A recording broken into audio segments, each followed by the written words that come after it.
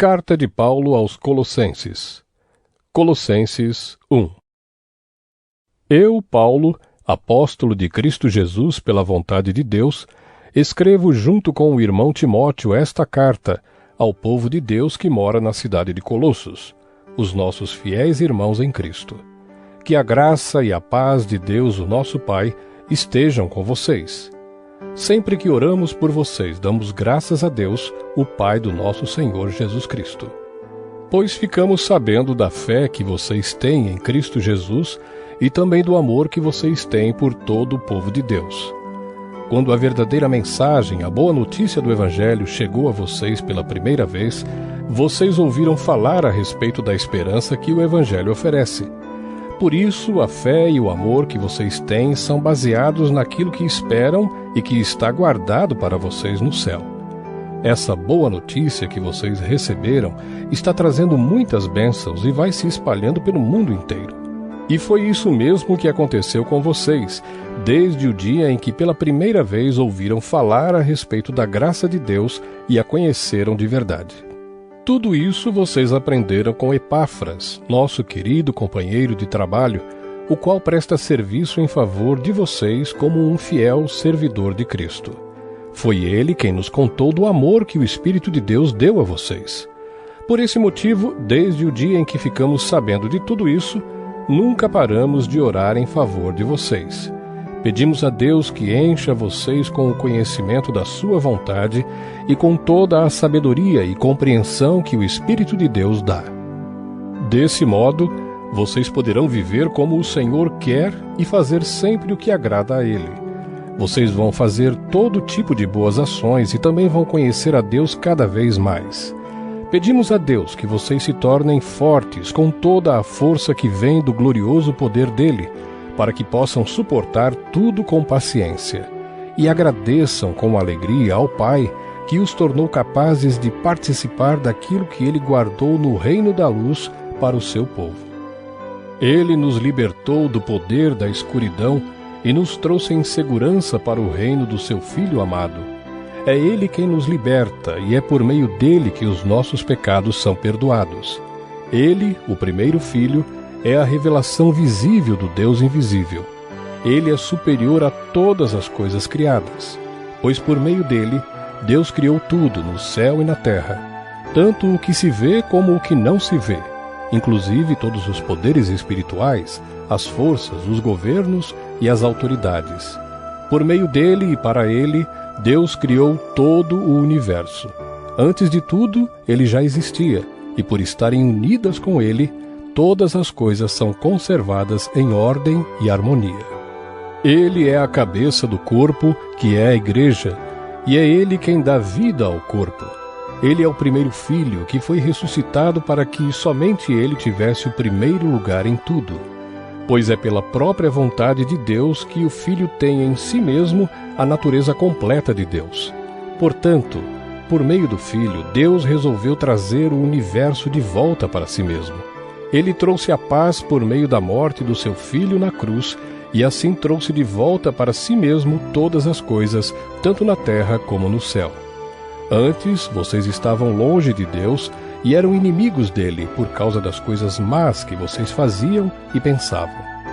Mas agora, por meio da morte do seu Filho na cruz, Deus fez com que vocês ficassem seus amigos a fim de trazê-los à sua presença, para serem somente dele, não tendo mancha nem culpa. Mas é preciso que vocês continuem fiéis, firmados sobre um alicerce seguro, sem se afastar da esperança que receberam quando ouviram a boa notícia do Evangelho.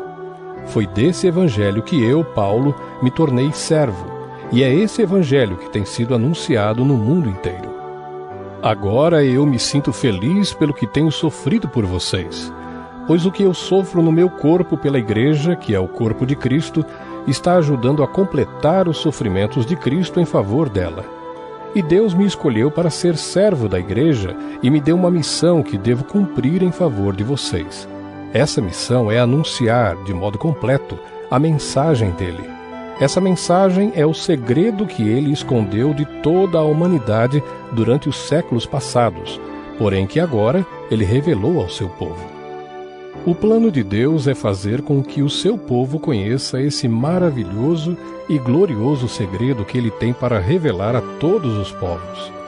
E o segredo é este: Cristo está em vocês, o que lhes dá a firme esperança de que vocês tomarão parte na glória de Deus. Assim nós anunciamos Cristo a todas as pessoas. Com toda a sabedoria possível, aconselhamos e ensinamos cada pessoa a fim de levar todos à presença de Deus como pessoas espiritualmente adultas e unidas com Cristo. É para realizar essa tarefa que eu trabalho e luto com a força de Cristo que está agindo poderosamente em mim. Colossenses 2. Pois quero que saibam o quanto eu tenho trabalhado por vocês e pelos que moram em Laodiceia e por muitos outros que não me conhecem pessoalmente. Eu trabalho para que o coração deles se encha de coragem e eles sejam unidos em amor e assim fiquem completamente enriquecidos com a segurança que é dada pela verdadeira compreensão do segredo de Deus. Esse segredo é Cristo, o qual é a chave que abre todos os tesouros escondidos do conhecimento e da sabedoria que vem de Deus. Eu digo isso a vocês para que não deixem que ninguém os engane com explicações falsas, mesmo que pareçam muito boas. Porque, embora no corpo eu esteja longe, em espírito eu estou com vocês, e fico alegre em saber que vocês estão unidos e firmes na fé em Cristo. Portanto, já que vocês aceitaram Cristo Jesus como Senhor, vivam unidos com Ele. Estejam enraizados nele, construam a sua vida sobre ele e se tornem mais fortes na fé, como foi ensinado a vocês, e deem sempre graças a Deus. Tenham cuidado para que ninguém os torne escravos por meio de argumentos sem valor, que vêm da sabedoria humana. Essas coisas vêm dos ensinamentos de criaturas humanas e dos espíritos que dominam o universo e não de Cristo. Pois em Cristo, como ser humano, está presente toda a natureza de Deus, e por estarem unidos com Cristo, vocês também têm essa natureza. Ele domina todos os poderes e autoridades espirituais. Por estarem unidos com Cristo, vocês foram circuncidados não com a circuncisão que é feita no corpo, mas com a circuncisão feita por Cristo, pela qual somos libertados do poder da natureza pecadora.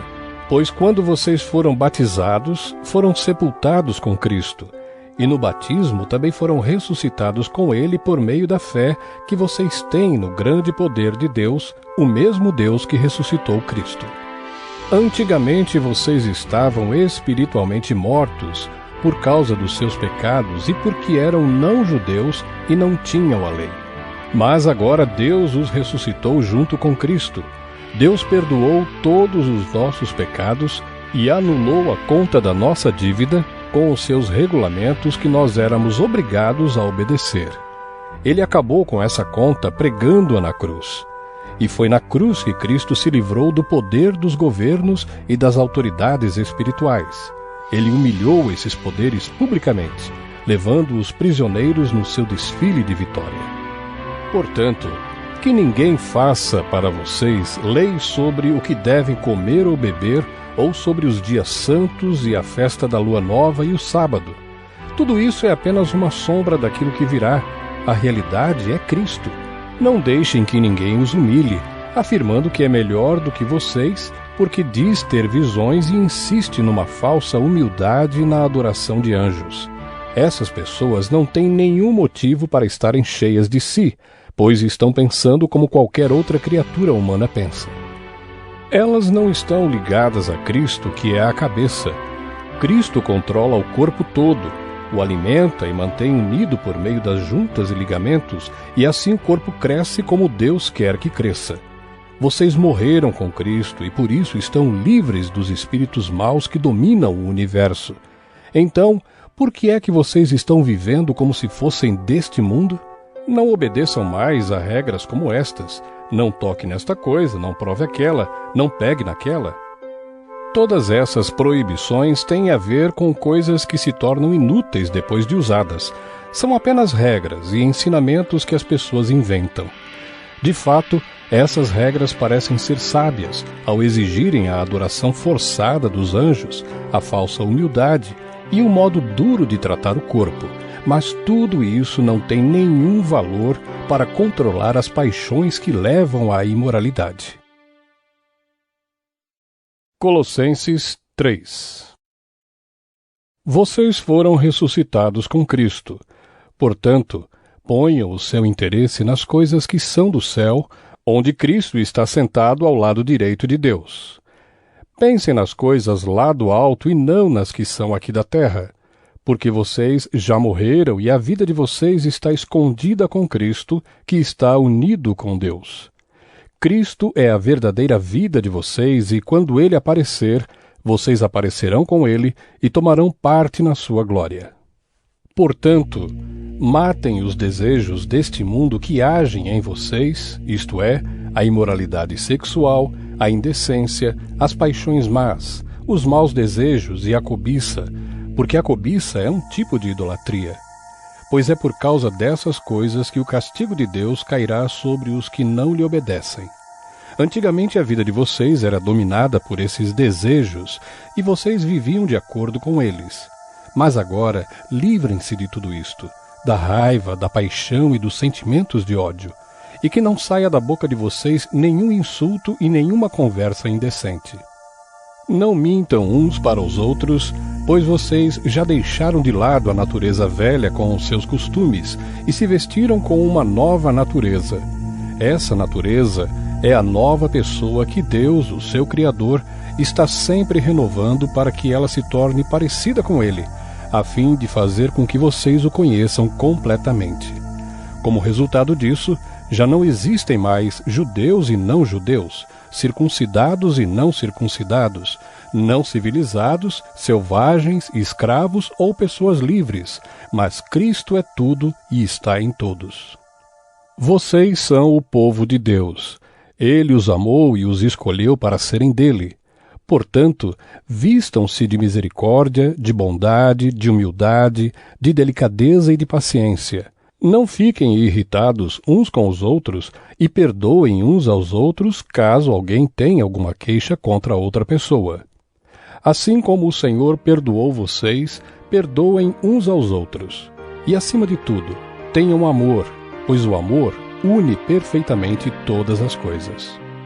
E que a paz que Cristo dá dirija vocês nas suas decisões, pois foi para essa paz que Deus os chamou a fim de formarem um só corpo. E sejam agradecidos, que a mensagem de Cristo com toda a sua riqueza viva no coração de vocês. Ensinem e instruam uns aos outros com toda a sabedoria. Cantem salmos, hinos e canções espirituais. Louvem a Deus com gratidão no coração. E tudo o que vocês fizerem ou disserem, façam em nome do Senhor Jesus e por meio dele agradeçam a Deus o Pai.